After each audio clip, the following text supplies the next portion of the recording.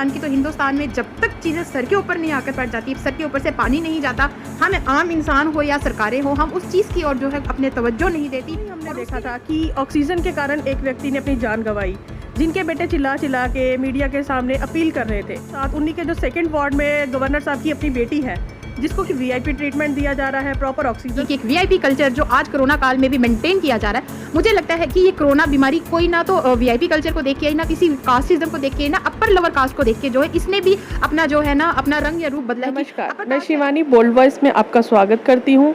जैसे कि हम देख रहे हैं कोरोना की वजह से कितनी तबाही हो रही है।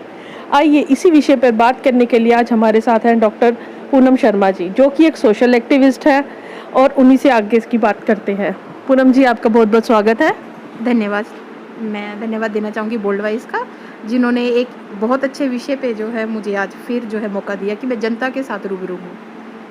मैम, जैसे कि आप देख रहे हैं कि कोरोना के काफ़ी केसेस आ रहे हैं। आज की डेट में देखा जाए तो देश कोई 3.5 लाख के आसपास इंडिया में है। उसी जगह हम जम्मू कश्मीर की बात करें, 3500 के आसपास केस है, और डेथ रेट भी काफ़ी बढ़ गया है, जो कि देखा जाए कि दूसरी लहर हम कह सकते हैं। इस विषय पे आप क्या कहना चाहेंगी? देखिए, मैं ये कहना चाहूँगी कि जैसे कोरोना एकदम से आप बीच में अगर आप देखेंगे तो कुछ समय के लिए कोरोना जो है शांत हो गया था। मुझे लगता है कि कहीं ना कहीं सरकार की और लोगों की लापरवाही के कारण जो है आज कोरोना इतना ज़्यादा हाइप ले गया, जहाँ की अगर हम बात करें कि जैसे फॉरेन की देन है, और आप आज फॉरेन को देखें कि फॉरेन में सब जगह जो है शांति है, कहीं से कुछ सुनने को नहीं मिलता। कारण ये रहा कि उन्होंने कोरोना को बहुत सीरियसली लिया।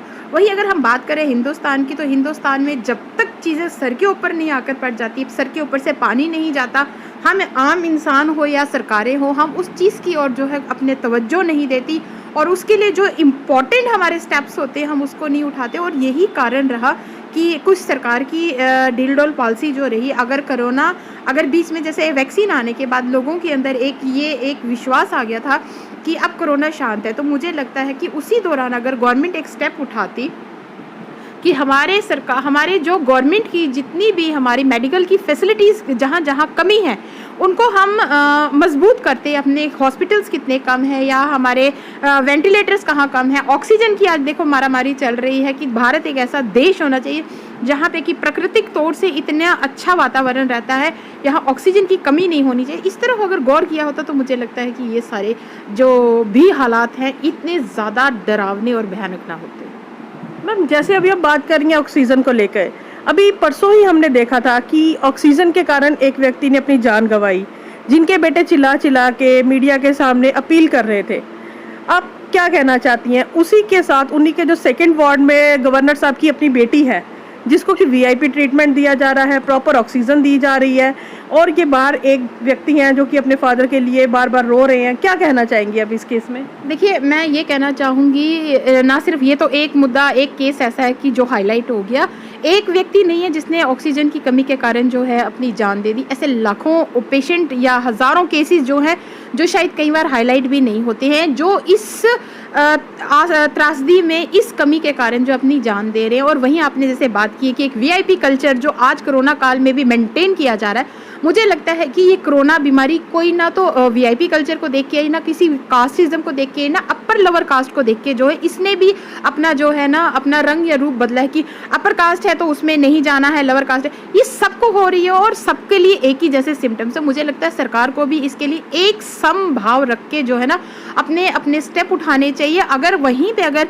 हमारे कोई माननीय गवर्नर साहब है, उनकी बेटी को अगर इतना अच्छा ट्रीटमेंट मिलना चाहिए, मैं उनकी सबसे पहले तो महामारी से ब्लेस करूँगी कि मैं ब्लेसिस मांगूंगी उस बच्ची के लिए कि वो जल्दी ही ठीक होकर अपने घर चली जाए। और मैं सबके लिए, ना सिर्फ हमारे माननीय गवर्नर साहब, मैं सबके लिए, हमारे जितने भी भाई बहन, जितने भी इस समय देश में इस महामारी से जूझ रहे, सबके लिए महामारी से मैं एक अरदास करूंगी कि वो सभी ठीक होकर घर में आए। लेकिन मैं वहीं पे एक गवर्नमेंट से अपील करना चाहूँगी, एडमिनिस्ट्रेशन से अपील करना चाहूँगी कि प्लीज़ इस तरीके के डिस्क्रिमिनेशन को जो है ख़त्म किया जाए।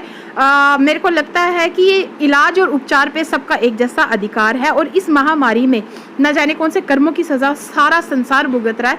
तो हमें लगता है कि हमें ये सारा कल्चर छोड़ के जो है सबके लिए एक जैसा सोच रखनी चाहिए, और सबके लिए एक जैसा जो हमारी व्यवस्था है उसको उपलब्ध करवाना चाहिए। मैम, इस टाइम जो गवर्नमेंट ने रूल लिया है लॉकडाउन का, वीकेंड लॉकडाउन का, इसके बारे में आप क्या कहना चाहेंगी? देखिए, मैं तो इसको बोलती हूँ कि बहुत अच्छा कदम है, क्योंकि ये चैन टूटनी बहुत अच्छी है, लेकिन वहीं मेरी चिंता इसके साथ-साथ उन लोगों के प्रति भी रहती है, जो इस लॉकडाउन के कारण बहुत सफ़र करेंगे। जहाँ तो लॉकडाउन एक तरफ बहुत अच्छा है कि ये चेन कहीं न कहीं टूटने में कामयाब रहेगी। हम बहुत सारे लोगों को अफ़ेक्टेड होने से बचा सकते हैं, लेकिन कहीं न कहीं मैं एक सरकार से और अपने उन भाई-बहनों से जितना भी सोशल वर्क मेरे से भी जितना हो पाएगा, वो मैं भी करूँगी। और मैं सबसे अपील करूँगी कि बाहर आएँ ऐसे मुश्किल वक़्त में। ज़रूरी नहीं है कि हम एक दूसरे के एकजुट होके चलें। हम एक-एक करके भी, अगर एक परिवार जो है अपने साथ पड़ोस में या किसी गरीब परिवार को भी अडॉप्ट करेगा, अगर उसके पास किसी चीज़ की सुविधा की कमी है, अगर आप किसी एक व्यक्ति को भी एक सुविधा दिलाने में, मुझे लगता है कि हर व्यक्ति जो ये ज़िम्मेवारी ले, तो बहुत सारी उन मुश्किलात हालातों से मुझे लगता है कि लोगों को उभारने के लिए अच्छा समय रहेगा और अच्छी बात होगी। मैम देखिए, लास्ट टाइम पे हमने देखा था कि काफ़ी सारे राशन प्रोवाइड किया जा रहा था, बहुत कुछ किया जा रहा था, लेकिन आज ऐसा कुछ देखने को नहीं मिल रहा। आपको क्या लगता है इस बारे में गवर्नमेंट को क्या करना चाहिए? देखिए शिवानी जी, बात ऐसा है कि कुछ तो एक जुनून होता है इंसान के लिए और कुछ एक जज़्बा होता है। जब लास्ट टाइम ऐसा हुआ तो लोगों ने जोश में, जज्बे में, जुनून में बहुत कुछ किया। इवन मैंने भी कुछ किया अपने दम पे, जो कुछ मेरे से बन पड़ा उस समय पे मैंने भी किया।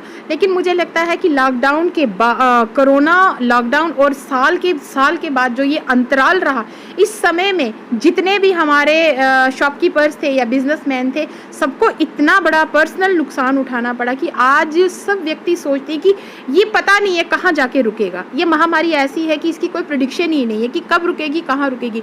मुझे लगता है अभी भी बहुत सारे ऐसे लोग होंगे, अभी भी मेरे कई भाई ऐसे पोस्ट कर रहे हैं कि किसी को किसी भी चीज़ की ज़रूरत हो, हम हमेशा तैयार रहें। और मैं चाहूँगी कि ऊपर वाला उनको हमेशा उनके ऊपर उतनी कृपा बरसाए कि वो लोगों की मदद करें। लेकिन वहीं दूसरी ओर मैं गवर्नमेंट के साथ भी यही चाहूँगी कि वो लोगों के साथ राब्ता रखें। अगर राशन वगैरह वो नहीं बांट सकते तो एट लीस्ट मैं कहती हूँ किसी प्रकार की सेवा उन तक करवाई जाए। और इसी समय में जो कई ऐसे सारे कदम उठाए जा रहे हैं, मुझे लगता है उन चीज़ों पे भी गौर करना चाहिए। जैसे सिलेंडर बहुत महंगा है, अगर सिलेंडर कम कर दिया जाए, पेट्रोल बहुत महंगा है, पेट्रोल कम कर दिया जाए, स्कूलों के बच्चों की स्कूलों की फीसें माफ़ करवाई जाए, और वहीं पे जैसे गाड़ियों का किराया 50% तक बढ़ा दिया गया। मुझे लगता है आम जनता के ऊपर ये बहुत बड़ी मार है। अगर गवर्नमेंट अपना ज़्यादा योगदान नहीं दे सकती, इन छोटी छोटी चीज़ों के ऊपर ही अगर गवर्नमेंट अपना योगदान दे, मुझे लगता है कि इस लॉकडाउन का जनता भरपूर सहयोग करेगी और वो भी सरकार के साथ पूरा राब्ता रखेगी। बस एक आखिरी सवाल, आप क्या कहती हैं, ये लॉकडाउन बढ़ाना चाहिए या ये 3 तारीख को ख़त्म होना चाहिए? ये तो समय की मांग ही बताएगी कि एज़ पर सिचुएशन है शिवानी जी। मैं इस चीज़ में कुछ नहीं कहूँगी। मैं अगर ये कह दूँ लॉकडाउन बढ़ाना चाहिए तो आपके इस प्रोग्राम में मुझे बहुत सारे लोग ऐसे भी बैठे होंगे कि बहुत सारे लोग गालियाँ भी देने शुरू कर देंगे, क्योंकि उनकी एक्चुअल स्थिति जो है वो मैं जान सकती हूँ। मैं तो यही कहूँगी, सबसे अपील करूँगी कि ज़्यादा से ज़्यादा जो है खुद केयर करें, अपने को भी सुरक्षित रहें, अपने परिवार को भी, अपने पड़ोसी को भी, अपने मोहल्ले को भी, अपने समाज को भी, अपने लोगों को भी ज़्यादा से ज़्यादा जो है सोशल डिस्टेंसिंग का पालन करें, अपना मास्क ज़रूर पहनें। आजकल तो एक नई गाइडलाइन भी आई है कि मास्क के साथ साथ आपको चश्मा भी डालना चाहिए और प्रॉपर सैनिटाइज करें, जितने भी प्रिकॉशनरी मेजर्स हैं, और उसके साथ साथ वैक्सीन भी लगाते जाइए, सो दैट कि हमें लॉकडाउन जैसी, ये कोरोना से भी भयंकर जो लॉकडाउन हमारे पर लग जाता है, उस जैसे भयानक जो है ना, ये भी मैं एक महामारी बोलूँ, इससे बचने का हमें खुद ही उपाय सोचना चाहिए कि हम इस चीज़ को खुद भी रोकें, इस चैन को तोड़ने के लिए हम खुद आगे आएँ, और सो दैट कि हम दूसरों को भी प्रेरित करें। पूनम जी, आपका बहुत बहुत धन्यवाद, आपने अपना बहुत कीमती समय हमें दिया। धन्यवाद शिवानी जी। इसी के साथ मुझे शिवानी और दीपक को इजाज़त दीजिए, और जाते जाते एक अपील करूंगी कि मास्क पहनिए, घर पे रहिए और अपना और अपने परिवार का ध्यान रखिए। धन्यवाद। हमारे फेसबुक पेज को लाइक करें, और अगर आपने हमारे यूट्यूब चैनल को अभी तक सब्सक्राइब नहीं किया है तो जल्दी से सब्सक्राइब कर दीजिए, बेल आइकन ज़रूर प्रेस करें ताकि आपको हमारी वीडियो की नोटिफिकेशन